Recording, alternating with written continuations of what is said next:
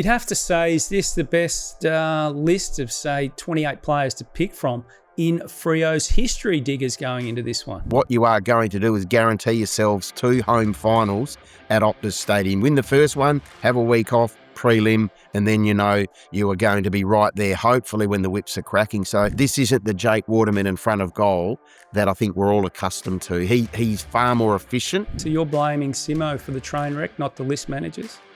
Oh, well, I think Simo had his thumbprints all over it, Steve-O. That club lost its way late under Adam Simpson's tenure.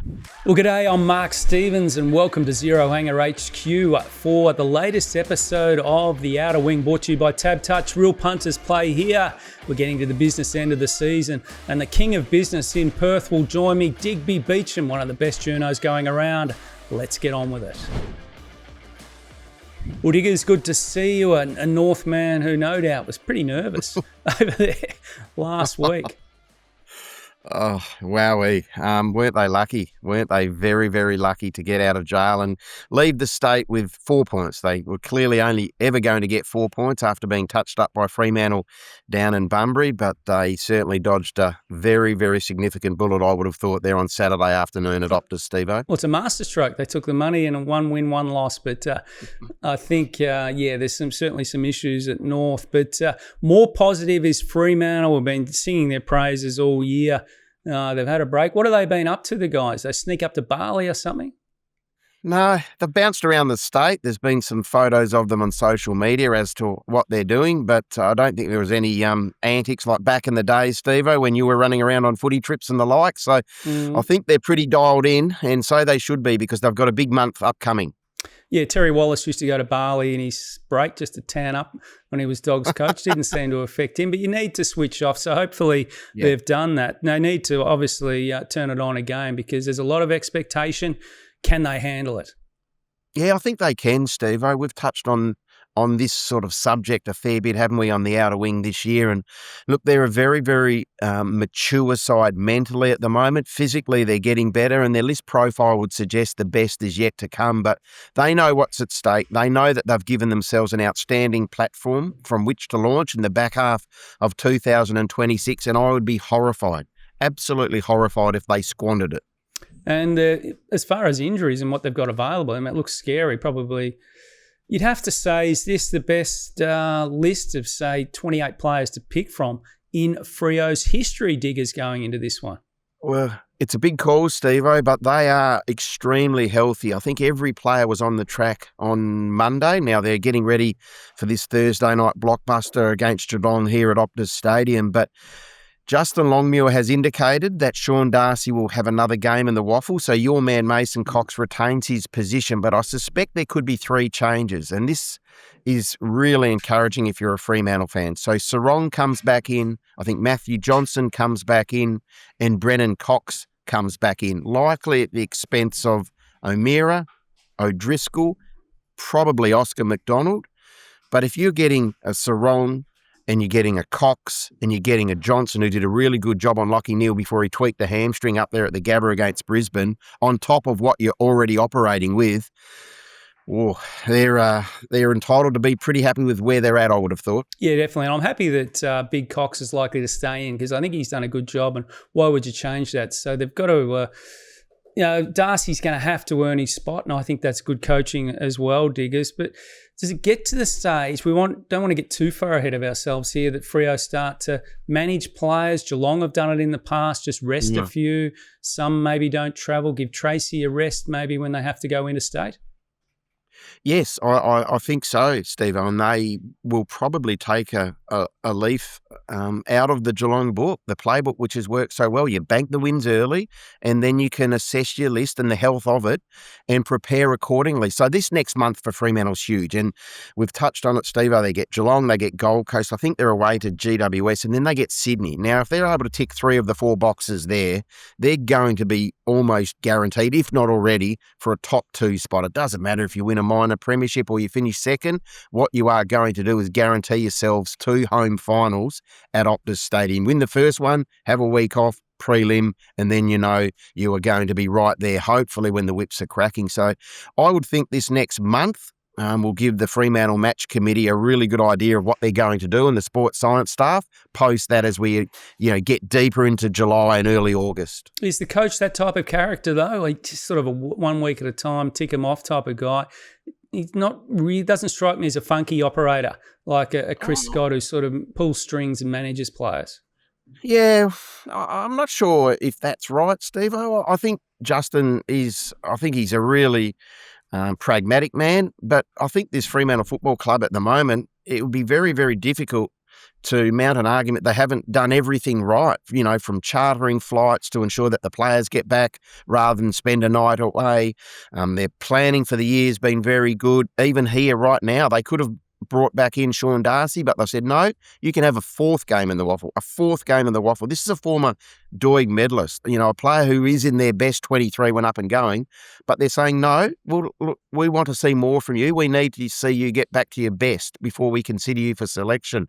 They were very, I suppose, you and I butted heads about this, but with the Serong one, take him to Brisbane, go and see a calf specialist, give him an extra week, and now hopefully he has a really good second block of the season. So I think Fremantle have prepared really well this year. Take us through the chartered flights. It's something that's just, it's a stroke of genius when you're on top. When you're losing, it's probably a waste of money. Just take us through the investment in that, because it's sort of gone under the radar a little bit, flying low. Yeah, well, they've spent a lot of money and to charter flights. So the big bugbear of players from both WA sides is the amount of time they spend away from home. And there's been an evolution of it, Steve-O. When West Coast were first travelling back in the day in the early 90s, they used to rock into Melbourne Airport and they'd eat Hungry Jacks because you'd had to fuel up on burgers. And I know we've moved a fair way in terms of your diet and your sports science, but the big issue for Fremantle is that they've been able to get these flights and then they get home. Now, they might be getting home at 1 or 2 in the morning from an away game or getting home late on a Saturday evening or something like that, but they'd much prefer to do that. They get home, they sleep in their own beds, and then they can do the recovery at home the next morning rather than doing it out of a hotel. Then you go back into the hotel, you have a shower, you catch a bus, and then you go to the airport. So all that they're doing, Fremantle, is maximising the amount of time that their players can spend in their home surrounds, and the players are loving it. Well, the 1%ers are paying off. So talking of 1%ers, a few little 1%ers didn't go right down at the Cattery. Probably should have won first up this year. What would they take out of that? They must take some confidence. My only fear is Geelong are the sort of side that can go on a mission and, turn up and blow teams away, even on the road. So it's a danger game, this one. Oh, look, it is. It'll be interesting, and I'm not sure what the cackle is over there on the East Coast. We've heard here that maybe Danger doesn't play because it's the quick spin plus a flight with his hamstrings and the like. There's uncertainty surrounding Tom Stewart. But going back to that round one game, Steve, I think Fremantle can look at it with a glass half full approach, to be fair, because they absolutely annihilated Geelong for 2.5 quarters, and then Geelong got on a roll. They had the benefit of that game up against the Gold Coast Suns on the glitter strip where Fremantle were first up effectively, and they just ran out of petrol tickets. Darcy was underdone. I don't think Cox played on that occasion. So they were missing a couple. And since then, they've been on an absolute tear, as we know, to sit atop the AFL ladder. I suspect they'll take care of Geelong. Yeah, I think they will. So that's the Freo Dockers. Now let's have a look at West Coast. Obviously, again, Digger's frustrating. Some of these supporters over there, they must be beside themselves thinking, how many entries can we have late in games and not get it done? Yeah, they're a hardy bunch and they need to be. Look, they were spoiled early in their supporter existence of the West Coast Eagles and the success that they had, but certainly it's been lean pickings in the last 6 or 7 years. But look, as much as they are disappointed that they weren't able to get the job done against North Melbourne, and the week prior they weren't able to get the job done against Port Adelaide, the signs are there. So this is a side which has come out the other side, to be fair. They were on the end of some pummelings earlier this season. We thought, gee whiz, how much advancement have they made? But I think as much as they are coming up short, they're matching motors with some sides who are probably a little bit further advanced in their build and their development. And certainly North Melbourne are, you would like to think. And to be fair, West Coast should have won that game and they did not. So they'd be disappointed, but also taking a little bit of belief that they can measure themselves in and around those sides 10 to 14 on the ladder. Yeah, no, you've got to be hard to beat, I suppose. And Jason Horne-Francis came out and said, we're priding ourselves on being hard to beat. Well, there's no point on being hard to beat. You've got to start winning games. So that was a crap comment by Horne-Francis. But you can see it, at least at West Coast, they're making teams earn it. They've just got to take the next step. And obviously they had a couple out as well with Dersma. That sort of hurt, didn't it? Yeah. Yeah, exactly. And Steve, we need to remember they went 1-22, like they won one game in 2025. They've won 4 this year. So they've really taken a significant leap with a couple of bounces of the ball or a couple of set shots on goal. They could have won 6 at the halfway mark of the season. So, I think the line with TABtouch season wins for West Coast when we spoke 2 or 3 months ago, it was around that 4.5, something like that. So they're right on the bubble already. And you'd like to think that they win 1 or 2 coming in. That gives them 6 or 7 potentially. So the trajectory under Andrew McQualter is impressive. And I suspect that the Andrew McQualter situation will be discussed. Yeah, Job Shanahan to discuss. Maybe they have to extend him. He's just a bargain, isn't he? The way the way he wraps his hands around that footy, he makes it look pretty small, almost like Cooter. He could pick it up in 1 minute. He's a ripper, isn't he? Look, he's a young man from over your way, and he's already extended once at West Coast. So I think he's contracted until the end of 27 or 28.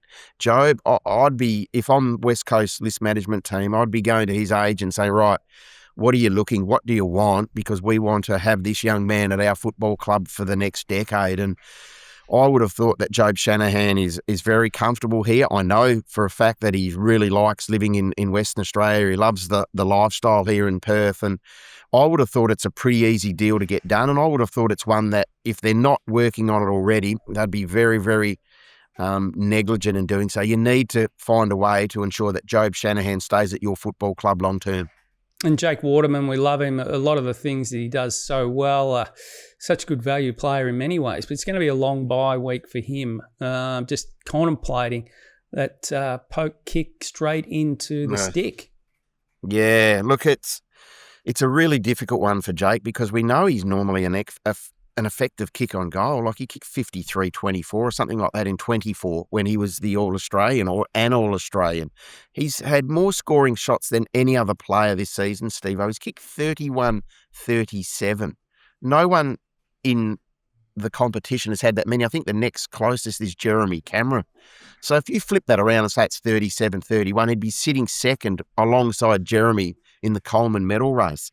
So there's been a lot of talk about it over here, as you'd imagine. Is it the routine? Is it the dominant right hand? Has he got the yips? Well, I think it's fair to say yes, he has got the yips. He just needs to work out something that works for him because this isn't the Jake Waterman in front of goal that I think we're all accustomed to. He's far more efficient and far better than what we're seeing at the moment. The fact of the matter is, though, he's finding plenty of the ball, but he's going around at 41% goal front in accuracy, and that's just not good enough for a player of his standard.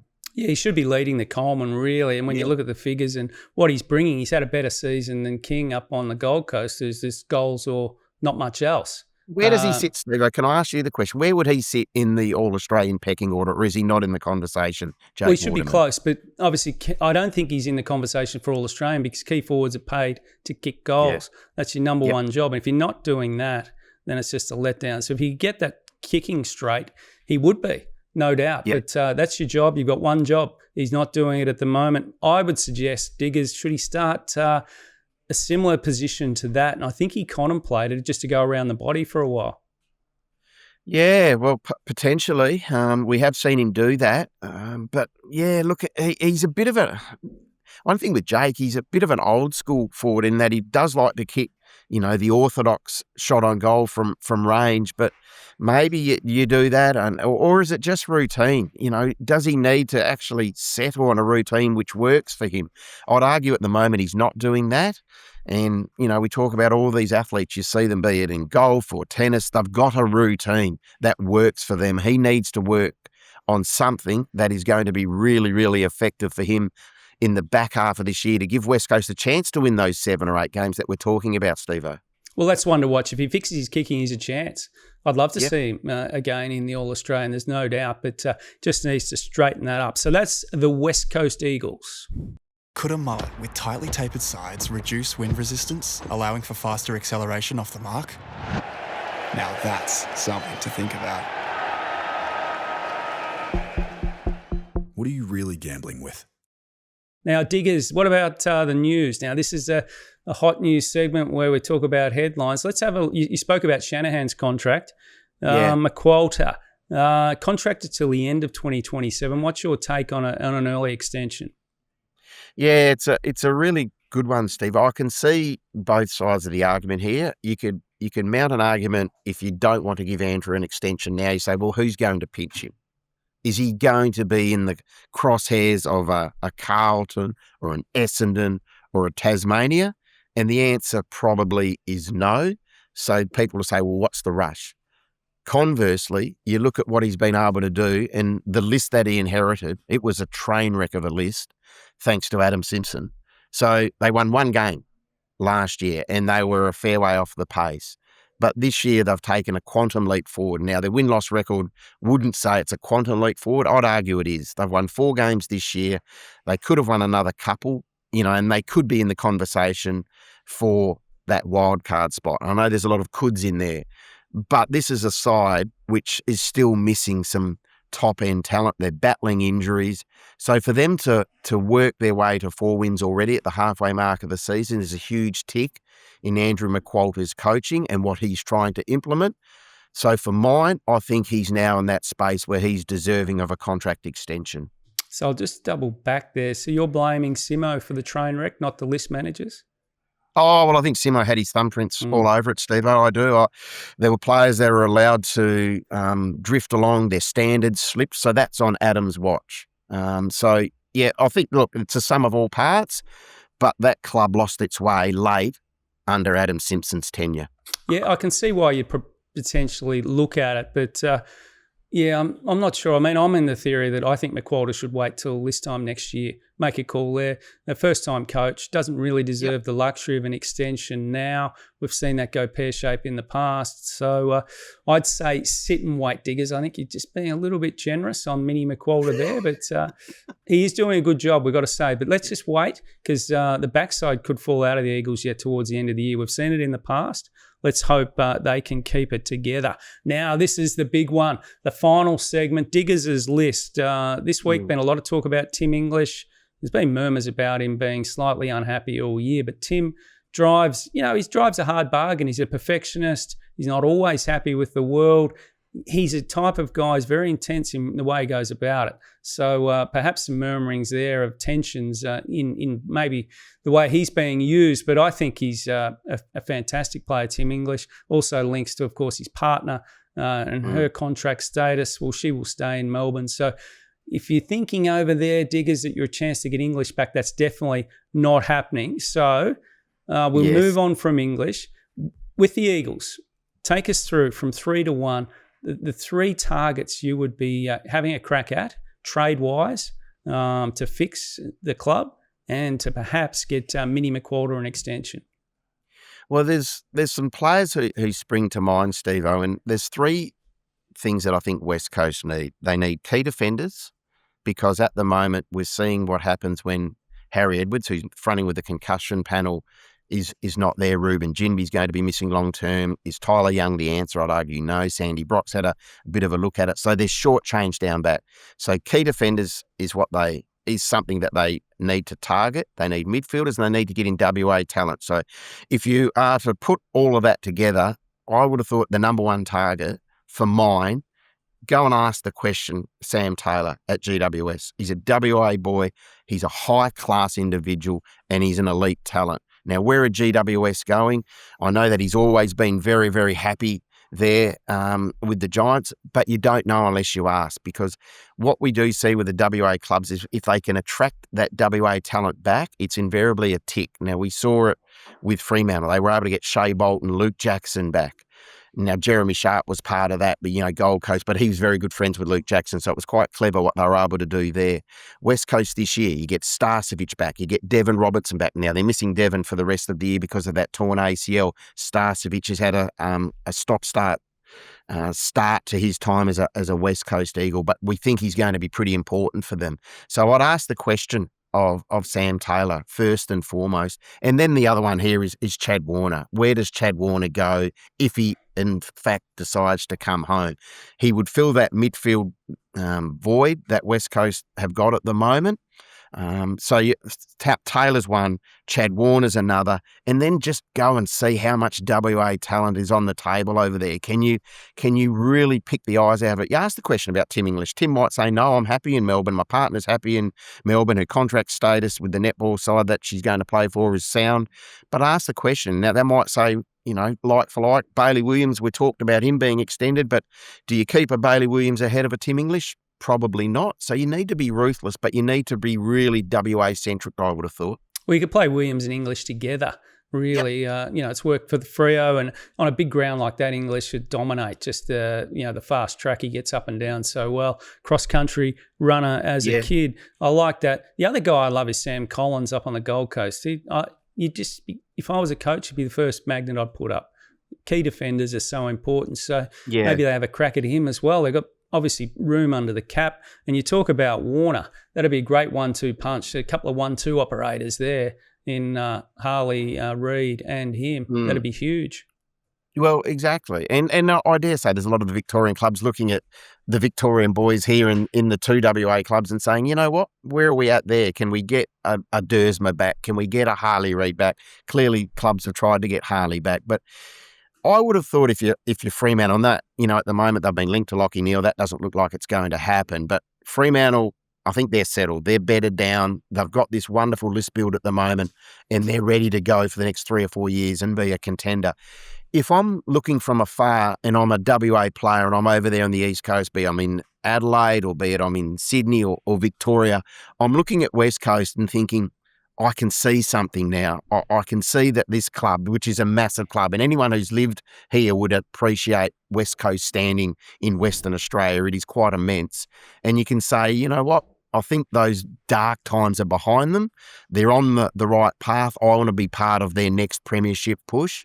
I would have thought that both clubs clearly are going to be quite attractive if you're a WA boy, but mindful that Fremantle, it might be a closed shop. Now, finally, Diggers, that time of the week where we try and fill our pockets for TABtouch. Real punters play here. Gamble responsibly. Give us a bit of a tip in that Freo Geelong game. Yeah, well, I'm trying to keep it simple, much like I did last week, Steve, where I went West Coast 1-39, and that didn't eventuate. But there's $2.10 on offer with TABtouch about Fremantle to beat Geelong 1-39. I can't see a blowout. Geelong are too good for that, and Fremantle are coming off a bye. Historically, they haven't been great, off a little bit of a break, but I'm thinking this game is a 3 to 4 goal game in the favour of Fremantle. Therefore, it's in the sweet spot. $2.10. Fremantle 1-39 with TABtouch. Smart bet. Not that sexy, Diggers. That one I've got to say, but it's a smart bet. I'm not sexy, Steve-o. No, we all know that. I've seen some of that sexiness in the past, but I think that's long past, you Diggers. But great that you've had that bet, and I'll write that one down. I've got it there. I'm going to have a crack at that one. So great to have you on board again, Diggers, and great to have everybody involved again for the outer wing for TABtouch. We'll see you next week. You win some, you lose more. For free and confidential support, call the number on the screen or visit the website.